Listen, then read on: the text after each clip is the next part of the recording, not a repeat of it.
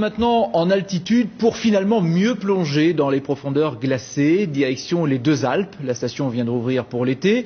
C'est l'occasion pour les mordus de montagne de découvrir cet environnement d'une autre façon, avec moins de monde et sous la glace donc. Le reportage de Joël Serruni et Benjamin Genome.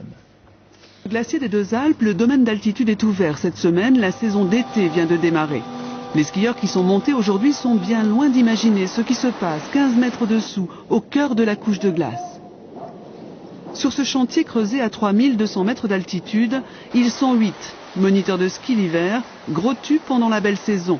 Une profession rare, très physique. Ce qui est un petit peu dur, c'est peut-être les 2-3 premiers jours. Et c'est plus dû à l'altitude qu'au travail physique, je pense. Mais après, voilà, c'est une question de rythme et on essaie de s'y faire. Une pioche fabriquée sur mesure à Chamonix, quelques bâches pour évacuer les gravats. La technique est rudimentaire. Pense à pas trop t'écarter à droite.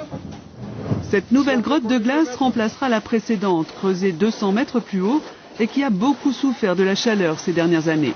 L'épaisseur de glace a fondu et il y a un endroit où on a vu le jour, ce qu'on appelle, ça veut dire que ça a percé. C'était à l'air libre, donc comme c'était à l'air libre, la chaleur rentrait et vous aviez un torrent d'eau. Donc on a fait plusieurs galeries pour évacuer cette eau et le problème c'est que ça devenait dangereux et puis c'était plus exploitable.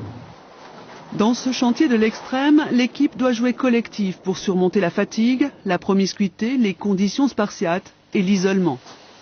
Là, on reste la semaine, on dort ici sur place, au-dessus du restaurant, on est dans un local, donc on dort sur les matelas qui entourent les pylônes, donc dans le sac à viande, voilà, on reste là, on déjeune au sein du restaurant.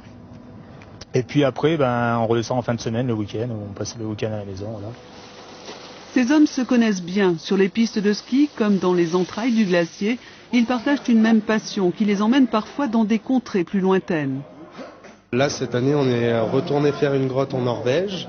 Et puis, il y a quelques années, on est parti faire une grotte plusieurs années de suite au Spitsberg, donc une archipel norvégienne.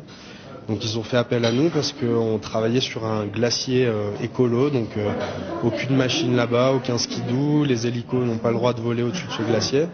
Nous, vu qu'on travaille uniquement à la main, on a pu faire une grotte là-bas et partir dans des destinations un petit peu sympathiques qui changent. Dans 2 semaines, la galerie et les 3 salles seront terminées. Commencera alors le travail des sculpteurs sur glace. Ils viendront donner vie à cette grotte qui sera ouverte au public début juillet.